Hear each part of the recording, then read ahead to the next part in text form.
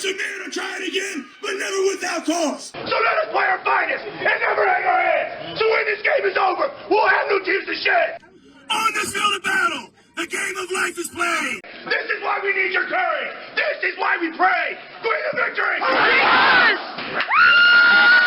For nearly 17 years as a head football coach, there was one thing that never changed before kickoff: the Queen of Victory prayer.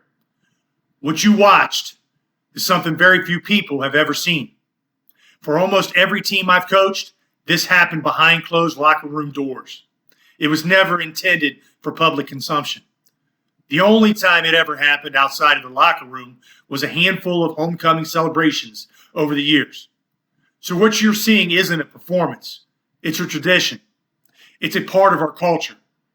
People have asked me from time to time why I continue to do this before every game. Was it a superstition? Was it motivation? Did I somehow think it would help us win football games? No, not at all.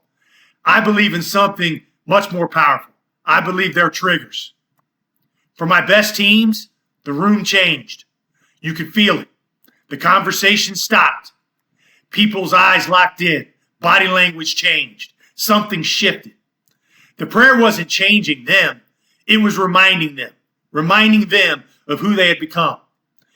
But what's fascinating to me, the words never changed, yet the response wasn't always the same.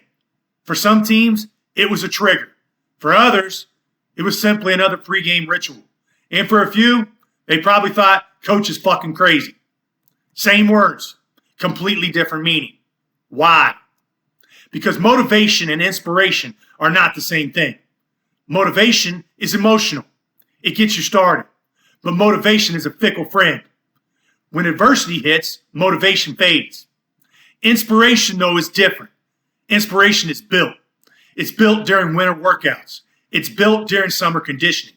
It's built during every difficult practice, every sacrifice, every rep, every sprint, every hard conversation, every moment of accountability.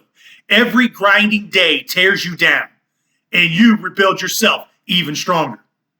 The prayer wasn't the power. The investment was the power. The prayer simply triggered the explosion. There's a line from Dark Knight Rises that always has stayed with me. You merely adopted the dark. I was born in it, molded by it. The players who truly understood the Queen of Victory, they were initiated. They've been molded by the process. The prayer didn't create belief.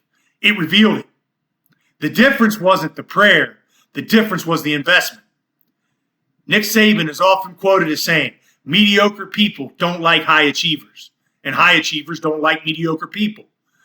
I don't hear arrogance in that quote. I hear standards. High standards naturally create separation. Not because one person has more value than the other, but because not everyone is willing to pay the same price. This shit isn't for everyone. That's true in football. It's true in leadership. It's true in business. It's true in parenting. And it's true in life. So here's my challenge. Don't chase the motivation. Build something that inspires you. Invest so deeply in your mission that all you need is a simple reminder of who you already decided to become. For me, for 17 years, the Queen of Victory was never about luck. It was never about superstition. It was simply a reminder that the preparation was finished.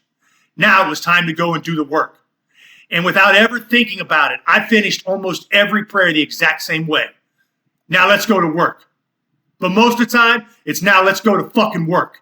Because at that point, the talking was over. The preparation was complete. The investment had been made.